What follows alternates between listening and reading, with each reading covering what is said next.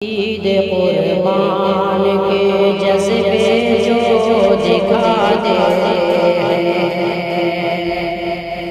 عید قربان کے جذبے جو دکھا دیتے ہیں، وہ ابراہیم کی سنت کو نبھا دیتے ہیں، وہ ابراہیم کی سنت کو نبھا دیتے ہیں۔ دین و ایمان کی ہے جن کے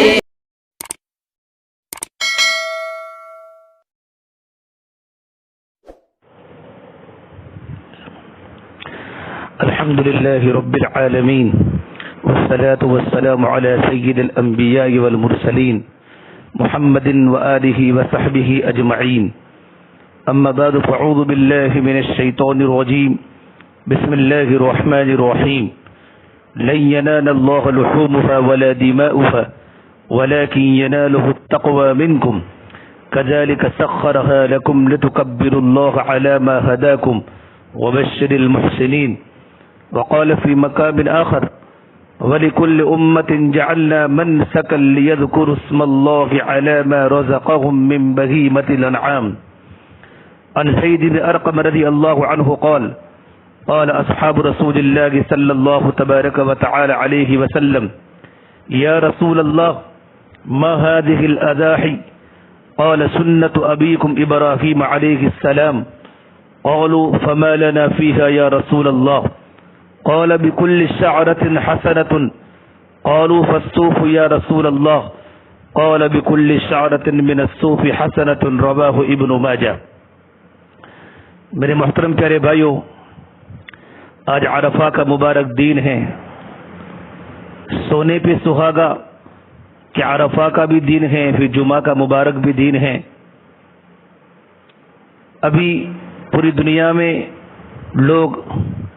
اکثر لوگ روزے کی حالت میں ہیں اور جمعہ کی نماز ادا کرنے آ رہے ہیں، اور آج سے تکبیر تشریق بھی چالو ہو گئی ہے، اور آج کی رات عید الاضحیٰ کی رات ہے، مبارک رات ہے، جس رات کے قیام پر جنت واجب ہے۔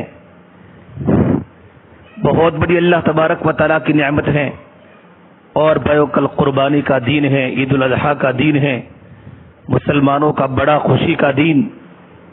رمضان کے بعد عید الفطر ہوتی ہے، اور ذی الحجہ کے آخری دن میں عرفہ کے دن کے بعد عید الاضحیٰ ہوتی ہے، جس میں ہم اللہ کے راستے میں جانوروں کی قربانی دیتے ہیں۔ قربانی سے مراد ہر وہ عمل ہے جسے اللہ تبارک و تعالیٰ کی رضا کے لیے اور اس کی بارگاہ کا قرب حاصل کرنے کے لیے انجام دیا جاوے۔ بطور خاص جانور کی قربانی کو عربی میں اضحیہ کہتے ہیں۔ قربانی کی تاریخ بھی اتنی ہی قدیم ہے جتنی انسانی تاریخ، لیکن امت مسلمہ ہر سال جو قربانی کرتی ہیں، یہ سیدنا ابراہیم علیہ السلام اور ان کے اکلوتے بیٹے اور ان کے لختے جگر حضرت اسماعیل علیہ السلام کی یادگار ہیں۔ عید الاضحیٰ 10 ذی الحجہ کو منائی جاتی ہے، کل ہی ہے، اسے عید قربہ یا بقرعید بھی کہا جاتا ہے۔ اسلام کی جتنی بھی عبادات، عیدیں یا تہوار ہیں، ان کے مقاصد دنیا کے تمام دیگر مذاہب اور اقوام سے بالکل منفرد اور اعلیٰ ہے۔ نماز ہو یا روزہ، زکوٰۃ ہو یا حج، عید الفطر ہو یا عید قربہ، سب کا مقصد مسلمانوں کو متقی بنانا ہے۔ نماز ہو، روزہ ہو، سب کا مقصد اللہ کے بندوں کو اللہ سے ڈرنے والا بنانا ہے۔ اللہ تعالیٰ نے امت محمدیہ کو 2 عیدیں عطا فرمائی۔ ایک کا تعلق رمضان سے ہے جو کہ فعلان کے وزن پر ہے، اور رمضان کے کئی معانی ہیں۔ ایک معنی جلا دینے کے ہیں، گویا اس مہینے کو اس لیے رمضان کہا جاتا ہے کہ وہ ہر گناہ کو جلا کر رکھ دیتا ہے۔ دوسری عید کا تعلق ذی الحجہ کے مہینے سے ہے، جسے عید الاضحیٰ، عید قربان کہا جاتا ہے۔ قربان فعلان کے وزن پر ہے۔ عید قربان میں کیے جانے والا عمل، جانور ذبح کرنا وغیرہ، بندے کو اللہ سے اتنا قریب کر دیتا ہے کہ کوئی اور لمحہ اسے اتنے قرب سے آشنا نہیں کرتا۔ قربانی کرنا اللہ تعالیٰ کے خلیل ابراہیم علیہ السلام کی سنت ہے۔ جو اللہ کے نبی صلی اللہ تبارک و تعالی علیہ وسلم کی امت کے لیے بھی باقی رکھی گئی۔ یہ قربانی اتنی اہم ہے کہ اس کا بیان قرآن مجید کے علاوہ احادیث مبارکہ میں بھی آیا ہے۔ چنانچہ اللہ تعالیٰ فرماتے ہیں فَصَلِّ لِرَبِّكَ وَانْحَرْ، آپ اپنے رب کے لیے نماز پڑھا کرے اور قربانی دیا کرے، یہ ہدیہ تشکر ہے۔ ابن ماجہ میں سیدنا زید بن ارقم رضی اللہ تعالیٰ سے روایت کی کہ صحابہ کرام نے عرض کیا، یا رسول اللہ ما هذه الاضاحی، یہ اللہ کے نبی صلی اللہ تبارک و تعالی علیہ وسلم یہ قربانیاں کیا ہیں؟ تو میرے نبی نے کہا سنت ابیکم ابراہیم علیہ السلام، یہ قربانی تمہارے ابا ابراہیم علیہ السلام کی سنت ہے۔ صحابہ نے کہ یا رسول اللہ ہمارے لیے اس میں کیا ثواب ہے؟ تو میرے نبی نے کہا لکل شغرۃ حسنۃ، ہر بال کے بدلے نیکی ہے۔ عرض کیا گیا یا رسول اللہ اون کا کیا حکم ہے؟ کیونکہ عرب میں دمبے بہت ہیں، مینڈے بہت ہیں۔ فرما بکل شغرۃ من الصوف حسنۃ، ہر بال کے اون کے ہر بال کے بدلے میں نیکی ہے۔ اور ایک روایت میں عائشہ فرماتی رضی اللہ عنہا کہ اللہ کے نبی صلی اللہ تبارک و تعالی علیہ وسلم نے فرمایا ما عمل ابن آدم من عمل یوم النحر احب الى اللہ من حراق الدم، کہ ذی الحجہ کی 10ویں تاریخ یعنی عید الاضحیٰ کے دن ابن آدم کا کوئی عمل اللہ تبارک و تعالیٰ کو قربانی سے زیادہ محبوب نہیں، اور قربانی کا جانور قیامت کے دن اپنے سنگوں اور بالوں اور کھروں کے ساتھ زندہ ہو کر آئے گا۔ وَإِنَّهُ لَيَأْتِي يَوْمَ الْقِيَامَةِ بِقُرُونِهَا وَأَشْعَارِهَا وَأَظْلَافِهَا، اور بیع قربانی کا خور زمین پر گرنے سے پہلے اللہ تبارک و تعالیٰ کی رضا اور مقبولیت کے مقام پر پہنچ جاتا ہے۔ وَإِنَّ الدَّمَ لَيَقَعُ مِنَ اللَّهِ بِمَكَانٍ قَبْلَ أَن يَقَعَ بِالْأَرْضِ فَطِيبُوا بِهَا نَفْسًا، اس اللہ کے نبی صلی اللہ تبارک و تعالی علیہ وسلم فرماتے خدا کے بندو پوری خوشی سے قربانیاں کیا کرو، فَطِيبُوا بِهَا نَفْسًا، پوری خوشی کے ساتھ قربانیاں کیا کرو۔ بعض عبادتوں کا بعض دنوں میں خصوصی اجر و ثواب ہے۔ اللہ تبارک و تعالیٰ کو عید الاضحیٰ کے دن سب سے زیادہ پسندیدہ عمل یہ ہے کہ اس کے نام پر زیادہ سے زیادہ جانیں قربان ہو اور اللہ کے نام پر خون بہے۔ یہ دراصل انسان کے اپنے جذبات کی قربانی اور اس کی فداکاری کا امتحان ہے۔ میرے بھائیو، چنانچہ اس کی ابتدا ملت اسلامیہ کے جد امجد خدا کے بہت زیادہ برگزیدہ بندے ابراہیم خلیل اللہ علیہ السلام کی ایک بے مثال قربانی سے ہوئی۔ اپنے اکلوتے بیٹے کو خود اپنے ہاتھوں ذبح کر دینے سے بڑھ کر اور کیا قربانی ہو سکتی ہے؟ ابراہیم علیہ السلام نے اپنی طرف سے یہ کر دکھایا، گو خدا نے ان کے لگتے جگر کی جان بچا لی۔ اس اصل قربانی کی ہمت تو ہر کوئی نہیں کر سکتا تھا، اسے خدا بند کریم نے اپنے کرم سے اس کا حکم تو نہیں دیا، البتہ اس مبارک عظیم قربانی کی یادگار اس ملت حنفیہ میں جاری رکھی اور ہر سال اس کا دہرانا اہل استطاعت پر لازم کر دیا گیا۔ اللہ تعالیٰ فرماتے ہیں لَن يَنَالَ اللَّهَ لُحُومُهَا وَلَا دِمَاؤُهَا وَلَكِن يَنَالُهُ التَّقْوَى مِنكُمْ، اللہ تبارک و تعالیٰ کے پاس نہ ان جانوروں کا گوشت پہنچتا ہے اور نہ ان کا خون پہنچتا ہے، بلکہ اس کے پاس تمہارا تقوی پہنچتا ہے۔ اس لیے جب چھری پھیر دی، جذبے قربانی اور دل کے تقوی کا امتحان ہو گیا، خون کا قطرہ زمین پر بعد میں گرا، لیکن میرے بھائیو نیک نیتی اور خلوص دل پہلے قبول ہو گیا۔ اس آیت نے یہ حقیقت واضح کر دی کہ صرف جانوروں کا خون بہا دینے سے یا گوشت کھانے کھلانے ہی سے خدا کی رضامندی حاصل نہیں ہو جاتی، بلکہ اللہ تبارک و تعالیٰ کی یہاں تو اصلی قیمت تقوی، خلوص، خوش دلی اور جوش محبت اور جذبے قربانی کی ہے۔ جس بندے میں خوبی جتنی زیادہ ہے اس کی قربانی اتنی ہی زیادہ مقبول ہے۔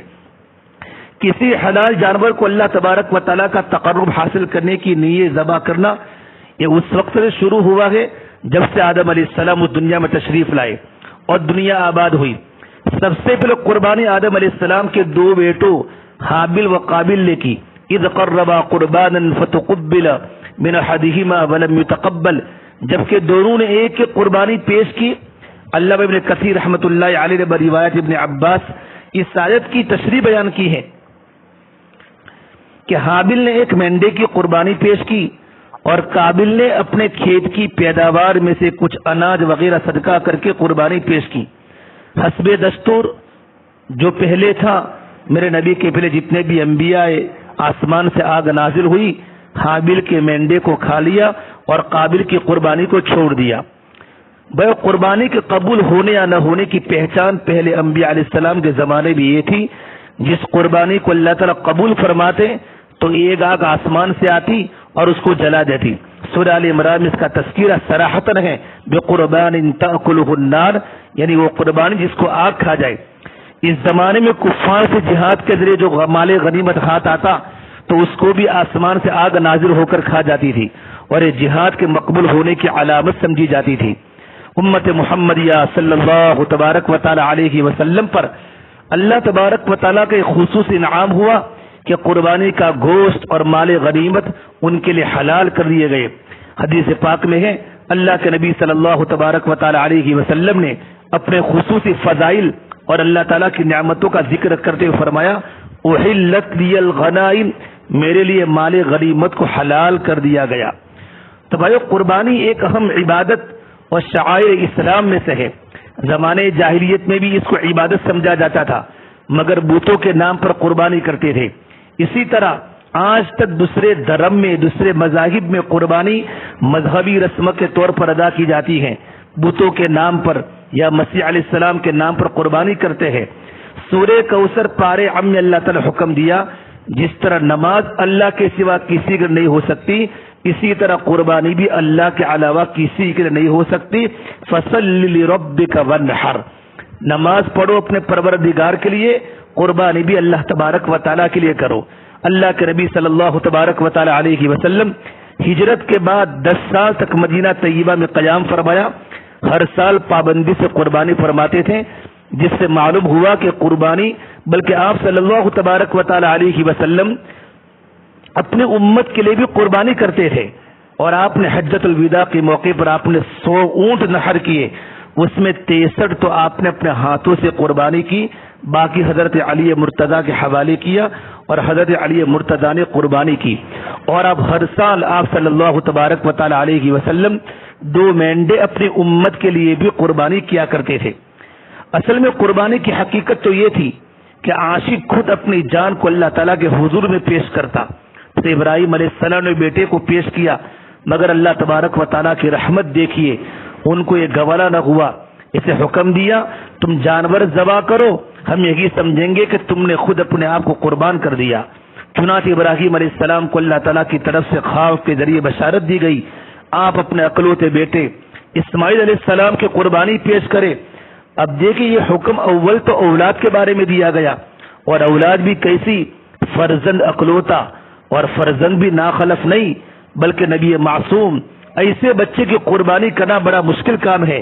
حقیقت میں انسان کو اپنی قربانی پیش کرنا اتنا زیادہ مشکل لگی، مگر اپنے ہاتھ سے اپنی اولاد کو ذبح کرنا بڑا سخت اور مشکل کام تھا، مگر چونکہ خدا کا حکم تھا، اس سے آپ نے اپنے بیٹے کی محبت پر اللہ کے حکم کو مقدم رکھتے ہوئے اللہ تعالیٰ کے فرمان کے سامنے سر تسلیم خم کر دیا۔ فلما اسلم، بیٹا بھی تیار، باپ بھی تیار، اسماعیل علیہ السلام کو مینا کے منحر میں لے گئے۔ فرمایا بیٹا مجھے خدا نے حکم دیا ہے کہ میں تجھ کو ذبح کروں۔ تو اسماعیل علیہ السلام نے فوراً کہا افعل ما تؤمر ستجدنی انشاء اللہ من الصابرین، ابا جی جو آپ کو حکم ہوا ہے وہ ضرور کیجئے، اگر میری جان کی ضرورت ہے تو ایک جان کیا، اگر ہزاریں جانیں بھی ہو تو نثار ہیں۔ چنانچہ ابراہیم علیہ السلام نے رسیوں سے پہلے ان کے ہاتھ پاؤں باندھے، پھر چھری تیز کی۔ اب بیٹا بھی خوش ہے کہ میں خدا کی راہ میں قربان ہو رہا ہوں، ادھر باپ بھی خوش ہے کہ میں اپنے ہاتھ سے بیٹے کی قربانی پیش کر رہا ہوں۔ چنانچہ اللہ تعالیٰ کے حکم کی تعمیل میں اپنے بیٹے کی گردن پر چھری چلا دی۔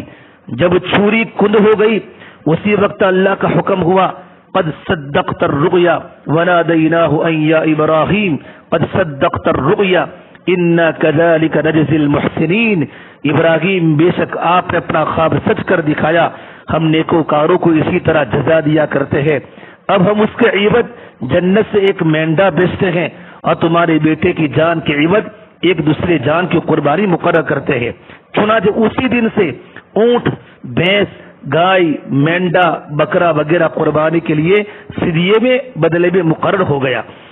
تو بھائیو قربانی کی ایک صورت ہے اور قربانی کی یہ روح ہے. صورت تو جانور کو ذبح کرنا ہے، صورت تو جانور کو ذبح کرنا ہے، صورت تو جانور کا ذبح کرنا ہے، اور اس کی حقیقت ایثار نفس کا جذبہ پیدا کرنا ہے اور تقرب الی اللہ ہے. ظاہر ہے یہ روح بغیر جانور ذبح کیے کیسے حاصل ہو سکتی ہے؟ میرے بھائیو، یہ تو اللہ تبارک و تعالیٰ کے نام پر قربانی دینا، یہ تو اللہ تبارک و تعالیٰ کی بہت بڑی نعمت ہے. قربانی کا علم میرے بھائی صرف گوشت کھانا نہیں، بلکہ جو آدمی اس مقصد کے لیے جانور کو قربان کرتا ہے اس کی قربانی اللہ تعالیٰ کی بارگاہ میں مقبول نہیں کہ کھانے کی نیت ہے. حقیقت تو یہ ہے کہ قربانی عبدیت اور تواضع کا مظہر ہے، جس سے تکبر اور بڑائی دل سے نکلتی ہیں، اور ایک مسلمان بغیر چو چرا کے محض اپنے پروردگار کے حکم کو پورا کرنے کے لیے جانور کو ذبح کرتا ہے. اس کے پیش نظر قربانی کی حکمتیں نہیں ہوتی. جانور ذبح کیوں کیا جا رہا ہے، اس سے انسان کو کیا فائدہ ہوگا، بلکہ اس کے دل و دماغ میں صرف اللہ تعالیٰ کے حکم کی تعمیل ہوتی ہے، جس حکم کو پورا کرنا اپنی سعادت سمجھتا ہے. لیکن افسوس میرے بھائیوں، آج بہت سے مسلمانوں کی زبان پر بھی یہ جملہ ہے، کہتے ہیں قربانی میں تو مال اور جانور کا ضیاع ہے. مال کو بھی ضائع کرنا ہے، جانور کو بھی ضائع کرنا ہے. قربانی پر خرچ ہونے والے مال کو مسلمانوں کی خستہ حالی کو دور کرنے یا مسلمانوں کی تعلیم پر خرچ کیا جائے تو غربت دور ہوگی اور ان کا تعلیمی معیار بلند ہوگا. میرے بھائیو، حقیقت یہ ہے ایسے لوگ دین کی روح کو اور اسلام کے مزاج سے بالکل ہی ناواقف ہیں. دین کی روح صرف یہ ہے کہ بندہ اللہ تعالیٰ کے حکموں پر کوشادہ دلی کے ساتھ عمل کرتے ہوئے اپنے رب کو راضی کرے. اس کے علاوہ احکام کی حکمتیں کیا ہیں اس کو جاننے کا نہ بندہ کو مکلف بنایا گیا اور نہ ایسی باتیں اس پر واضح کی گئی. اسے انسان احکامات کا پابند ہے، حکمتوں کا نہیں. جب ابراہیم علیہ السلام کو خواب کے ذریعے اپنے بیٹے کو ذبح کرنے کا حکم ہوا تو ابراہیم علیہ السلام نے اللہ سے حکم کی حکمت نہیں پوچھی، بلکہ اللہ تعالیٰ کے حکم کی تعمیل میں اپنے بیٹے کو اس پر آمادہ کر کے گلی پر چھری چلا دی. تعمیل حکم کا یہ انداز اللہ کو اس قدر پسند آیا کہ قیامت تک کے لیے سنت کو جاری فرما دیا. امام غزالی فرماتے رحمت اللہ علیہ، زمین کو جوتتے وقت جانور کو یہ معلوم نہیں ہوتا کہ زمین کیوں جوتی جا رہی ہے، اسے صرف یہ پتا ہوتا ہے کہ اس سے کچھ کام لیا جا رہا ہے. جانور کو حکم کا پتہ ہے، حکمت کا پتہ نہیں، اور اپنے مالک کے حکم کو برابر بجا لاتا ہے. قربانی کے وقت ہم ہزاروں جانور محض اللہ تبارک و تعالیٰ کے حکم پر ذبح کرتے ہیں، اس سے بندگی کا اظہار ہوتا ہے. یہی بندگی زندگی کے ہر شعبے مطلوب ہے. کاش ہم اس بات کو سمجھتے.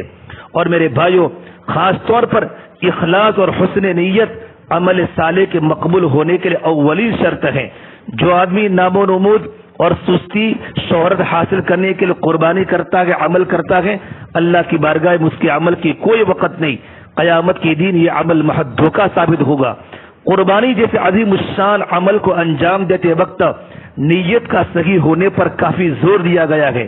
قرآن و حدیث میں واضح الفاظ میں اس بات کی تاکید کی گئی. جیسا میں نے پہلے کہا، میرا اللہ فرماتا ہے لن ینال اللہ لحومها ولا دماؤها، اللہ کو ہرگز تمہارے جانور کا گوشت اور خون نہیں پہنچے گا، ولکن ینالہ التقوی، بلکہ اس تک تو تمہارے دلوں کا تقوی اور تمہارے دلوں کی نیت پہنچے گی. اس آیت میں بتلانا مقصود ہے قربانی جو ایک عظیم عبادت ہے، اللہ کے بعد اس کا گوشت اور خون نہیں پہنچتا. نہ وہ مقصود قربانی ہے، بلکہ مقصود اصلی اس پر اللہ کا نام لینا اور حکم ربی کی بجا آوری دلی اخلاص کے ساتھ ہے. یہی حکم تمام عبادات کا ہے. نماز کی نشست و برخاست کرنا اور بھوکا پیاسا رہنا رمضان میں اصل مقصود نہیں ہے، بلکہ مقصود اللہ تبارک و تعالیٰ کے حکم کی تعمیل ہے. امام قشیری رحمت اللہ علیہ اپنی کتاب رسالہ قشریہ میں لکھتے ہیں، اللہ تعالیٰ فرماتا ہے اخلاص میرے رازوں میں سے ایک راز ہے، اور میں اپنے راز انہی لوگوں کے دلوں پر کھولتا ہوں جس سے میں محبت کرتا ہوں. تو میرے بھائیوں، اللہ نے ہمیں موقع دیا ہے اللہ تعالیٰ تک پہنچنے کا ذریعہ محبوب مجازی کو محبوب حقیقی راہ میں قربان کرنا ہے، جس سے آدمی کو اللہ تبارک و تعالیٰ کی معیت ملتی ہے، اللہ تبارک و تعالیٰ کی محبت ملتی ہے. اس لیے اہتمام سے جانور کو جانچا اور پرکھا جائے اور عمدہ سے عمدہ جانور کی قربانی دینے کی فکر کی جائے. جس طرح دیگر چیزوں میں ہم بہتری کا خیال کرتے ہیں، اسی طریقے پر ہم قربانی میں اچھے جانور کو ہم خریدیں. कैसा खरीदना है? जो तुम्हारा दिल चाहे, जो तुम्हारा दिल चाहे ऐसी चीजों को भाइयों कुर्बान करे। जानवर को ज़बह करने के बाद शरीयत मुतहरा में गोश्त की तकसीम के सिलसिले में 3 हिस्से बनाने का हुक्म है। एक हिस्सा गुरबा मसाकिन के लिए, दूसरा हिस्सा रिश्तेदारों और पड़ोसियों के लिए, और तीसरा हिस्सा अपने अहल अयाल और बाल बच्चों के लिए। अगर ये हुक्म इस्तिहबाबी है, लेकिन इसमें एक लतीफ इशारा है कि जिंदगी के तमाम उमूर में इंसाफ की रस्सी को मजबूती से पकड़े रहना चाहिए और इंसाफ के तकाजों को हमेशा पूरे करता रहना चाहिए। यही आपसी मोहब्बत को बरकरार रखने का जरिया है और तकवा के ज्यादा लायक और मुनासिब है। फिर ये कि कुर्बानी के गोश्त की तकसीम में गरीबों, मिस्किनों, पड़ोसियों और रिश्तेदारों का हक भी रखा गया है, जिससे पता चलता है अय्याम कुर्बानी में जिस तरह दूसरों का ख्याल रखा जाता है, इसी तरह जिंदगी के तमाम मराहिल में एक दूसरे की मदद और दिलजोई करना चाहिए, क्योंकि इस्लाम हमदर्दी और खैरखाई का नाम है।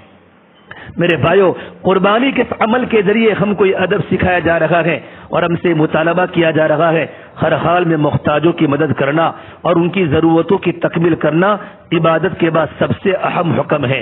इसलिए कुरान और हदीस में उसकी बड़ी ताकीद आई है। अल्लाह के नबी सल्लल्लाहु तबारक व तआला अलैहि वसल्लम ने अपने तर्ज अमल से साबित करके बतला दिया कि दूसरों की हमदर्दी और दिलजोई करके बंदा अल्लाह ताला के कुर्ब के इस बुलंद मर्तबे पर फाइज होता है जो दूसरे आमाल के जरिए बड़ी मुश्किल से हासिल होते हैं। और एक बात मेरे भाइयों, आम तौर पर देखा गया है ईद के मौके पर कुर्बानी के बाद जानवरों की आलाइशें सड़क के किनारे या आम गुजरगाह पर फेंक दी जाती है, जिसकी वजह से जगह जगह जानवरों का फजला और कचरा फैल जाता है। कई हड्डी पड़ी है, कई खाल पड़ी है, कई खून पड़ा है। सड़कों पर बदबू की वजह से शहरियों का गुजरना भी मुहाल हो जाता है। खुशियों भरे इस त्योहार पे माहौल को साफ सुथरा रखने का अहद करना चाहिए। हम सब मुसलमान हैं, इस्लाम ने पाकी पर बड़ा जोर दिया है। उसमें जाहिरी तहारत भी शामिल है और बातिनी पाकी भी शामिल है। जाहिरी तहारत से बदन की सफाई, लिबास की सफाई, हाल माहौल की सफाई वगैरह है।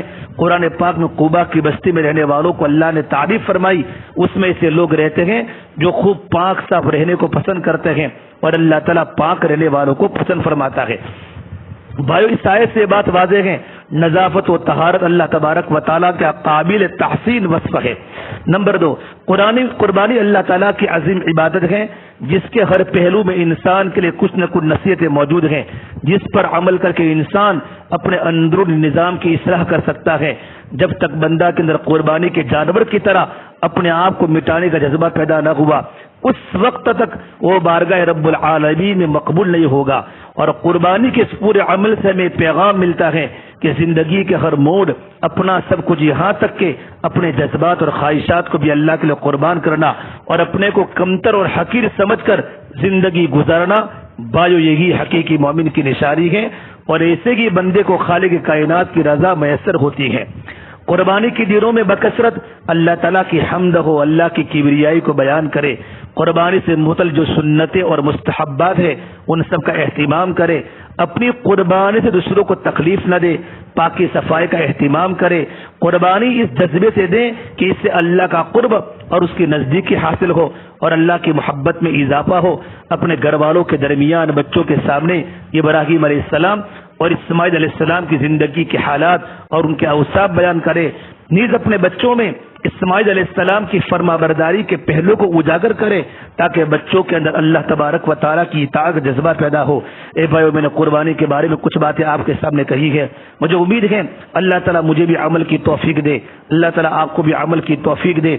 ये बड़ा त्यौहार है, उसको सादगी के साथ मनाया जाए। मेरे भाइयों, इंशाल्लाह मैं भी अमल करेंगे। और अल्लाह के नबी एक मरतबा सोंटों की कुर्बानी की और आप हमेशा अपने उम्मत के लिए कुर्बानी देते थे। अल्लाह ने मौका दिया है अपने मरहूमीन के लिए भी कुर्बानी करे और अल्लाह के नबी के नाम पर भी कुर्बानी करे। अल्लाह ताला हमें बहुत बड़ा अजर देगा। अल्लाह पाक हम तमाम को इन बातों पर अमल करने की तौफीक अता फरमाए।